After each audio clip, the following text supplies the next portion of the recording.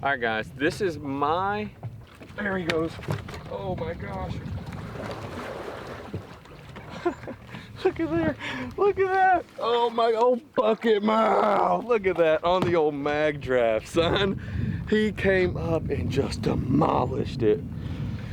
Whew, that doesn't get you fired up, I don't know what does. This is my combo for bigger swim baits. You know, bigger Kitex, bigger harnesses, 316 Rising Suns. This is the big 8-inch Magdraft. I actually throw this on the Daiwa Kage 7.9 medium heavy A-rig rod. This is an A-rig rod. A lot of people throw it on their swim bait rods, which are heavy, but I throw it on this rod. I don't know if you're gonna be able to see it. This rod's got a lot of tip. You see how much tip that rod's got? It's a heavy, medium heavy rod, but it's a swim bait rod. So it's got a longer handle, you can throw it, but it's got a lot of load to it. And the reason for that is I can skip these baits extremely well and way more accurate. You can skip them under docks, skip them around trees. You're more accurate. But I don't know about y'all, I get extremely trigger happy when I'm throwing big baits. If I'm looking at them on live scope, if I can see them chasing it, or I feel that tick, I want to set the hook right away. And that's not what you need to do. You need to sit there and let that fish come up and eat that bait. And that's why you want a rod with a little bit of load. You want that fish to grab it, and when you're setting the hook, it gives them that extra second to continue to eat that bait.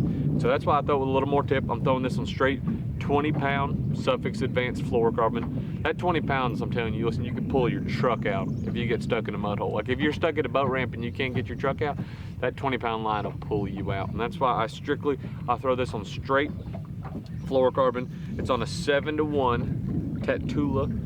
It's a 7-to-1 gear ratio, Tatula 300. I love that reel. It's the same reel I throw for my glide bait.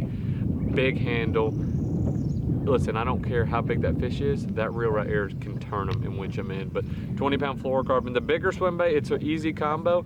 I actually will flex that one hook out right there just a little bit. You can tell I have bent it out. See, there's 2 normal hooks like that. I don't touch those, and I'll bend one of them out. And the reason I do that is because when you're skipping this bait, this harness will want to fall out a little bit because this is a harnessed swim bait.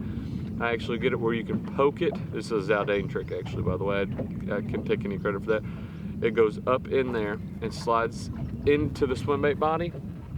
And that way it runs perfectly true, stays right there. And you want 2 facing down instead of, you could have it like this because it actually has a magnet in it where just one faces down, but you don't want that. So just stick it in there.